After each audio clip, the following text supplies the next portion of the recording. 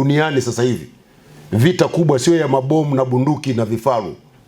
Vita kubwa duniani leo ni vita ya taarifa, information. Yaani watu wanapigana kwa taarifa.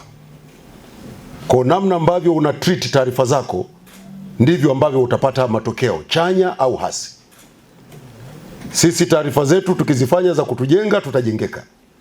Taarifa zetu tukizifanya za kutubomoa, tutabomoka.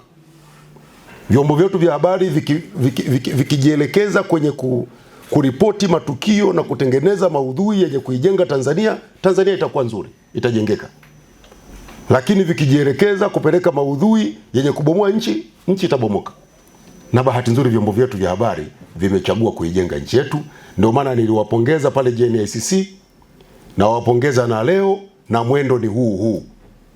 Majirani waliojipa kazi ya kuichafua nchi yetu, sisi tufanye kazi ya kuitangaza kwa sifa njema nchi yetu. Na hili jambo tunaweza, kwa sababu huko kuna vyombo vya habari na hapa kuna vyombo vya habari. Sawa jamani? Na sisi wizara kwa ujumla tusiache kuviunga mkono vyombo vyetu vya habari, TSN na TBC, viendelee kubaki kuwa strong kama vyombo vya serikali vitakavyosimamia maslahi ya nchi yetu.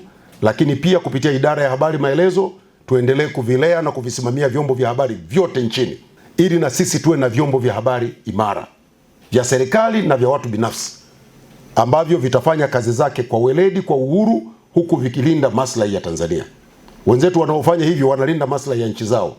Ndio maana wanaweza kuwa na muda hata wakuja kuanza kuisema vibaya Tanzania. Sasa dawa yake sio kulalamika. Dawa yake na sisi tuwe imara.